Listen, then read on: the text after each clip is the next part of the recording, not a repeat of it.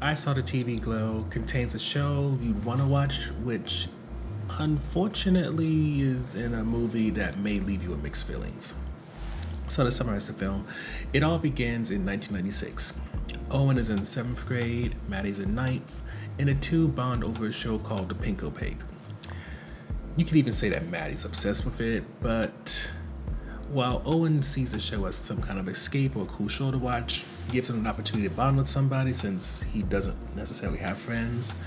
Maddie sees it as an escape from what could be considered a very abusive household, particularly since her dad seems to hit her and her mom is very indifferent to her existence. But as time goes on, Maddie seems to get more and more sucked in by the show, while Owen just normally grows up, and after a certain point, Maddie just disappears. But she comes back around 8 or so years later and presents to Owen that he's not living in reality. And as certain weird things happen, both Owen and the View are given reasons to question maybe, possibly, Maddie could be right. Get into the review section. When it comes to the Pink Opaque, which is the show within the movie, you might be surprised by how heavily it is featured in this film. And even though you will be surprised, you're also going to enjoy it because it gives very much 90s Nickelodeon, Are You Afraid of the Dog type of vibes. And just to give you an idea of what that show is about, The Pink Opaque, it's about two young women, one named Tara, one named Isabel. They meet at summer camp, have a moment, nothing queer or something like that, but friends, cool, I get you type of moment. And then after summer, they are pretty much split apart across the county, with both living on the opposite side. But they have this connection with each other that allows them to connect on the astral plane, and it seems to be where they learn or find out about this entity known as Mr. Melancholy.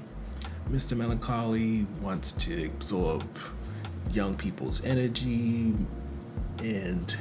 throughout the series, I think it's like 5 seasons in the movie, he sends out monsters, and there's a Monster of the Week format, and the two girls, using their powers, they fight each one of them, even though they're on opposite sides of the same county. And it's weird, the show, yet at the same time, you understand Maddie and Owen's obsession with it, because if you was in high school or late middle school when it came to Owen when he first started to watch it, it's a very interesting show. It came on like 10:30, so it was allowed to have certain mature themes. The way that the girls come off, you can definitely understand why Maddie, who's lesbian, would be attracted to them. And then just you see these people who are kind of outcast but not like full on considered losers take on these different monsters who are very interesting designs. You can understand why Maddie got so absorbed into it that with the sudden cancellation of the show and what's going on with her life, maybe she snapped in some kind of way. It's hard to say, but all that aside, this show is definitely something that you would wish was actually something real, and I won't say that it comes off sometimes better than what you get delivered with I Saw the TV Glow, but I would submit that for some, especially when it comes to the ending of this movie, it could perhaps be considered competition.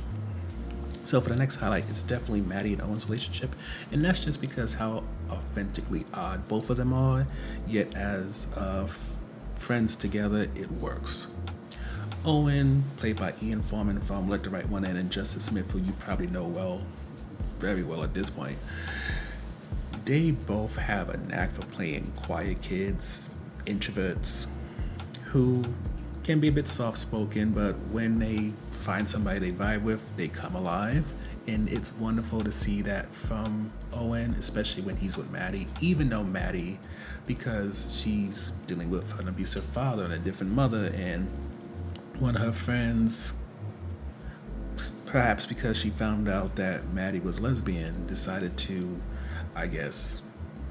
betray her, I guess you can say, or out her, or spread a bad rumor about her that makes her even more isolated. Either way, you can see with Maddie, she's definitely a bit reserved, and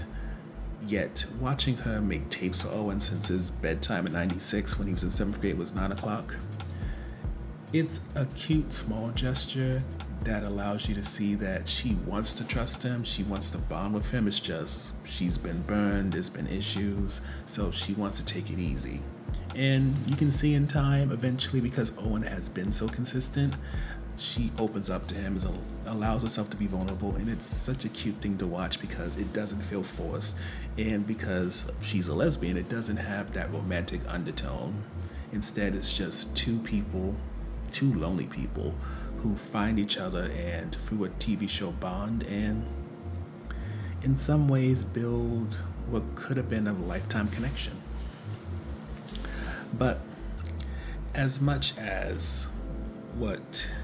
is delivered by Ian Foreman and Justice Smith, which definitely carries the film in many ways, after a certain point, about maybe halfway on, the film decides to really tap into that whole what is reality thing that we mentioned in the summary, and it could lose a few people. Now, in some ways, it's set up in a decent manner in terms of Maddie pushing different things. You've seen scenes which could push the idea that maybe Owen is a part of this reality, but not to go into too many spoilers, but one of the issues that we have is that even though they lay all these potential clues or potential ways to say, yes, Owen is definitely not part of this reality, at the same time, there's no confirmation.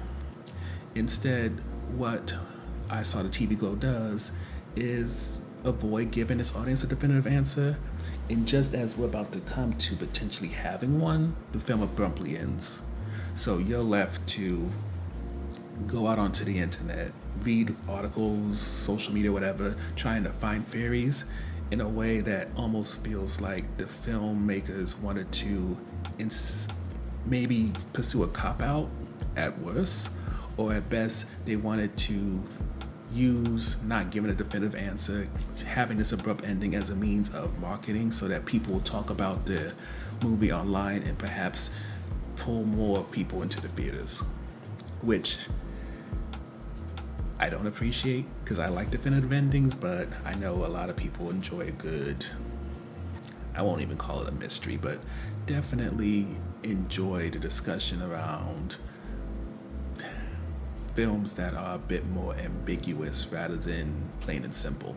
But overall, when it comes to I Saw the TV Glow, while there's no denying the actors provided you all they could, unfortunately, for those who may like more straightforward films, I Saw the TV Glow will feel like the type of art house film that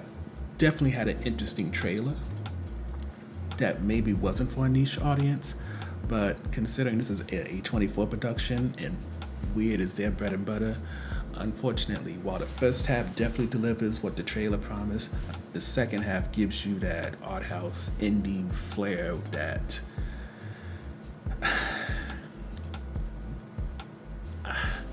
I won't say that it's frustrating or annoying. It's just because the actors get you so invested, the story feeling incomplete or just not living up to what they give you can leave you a bit disappointed.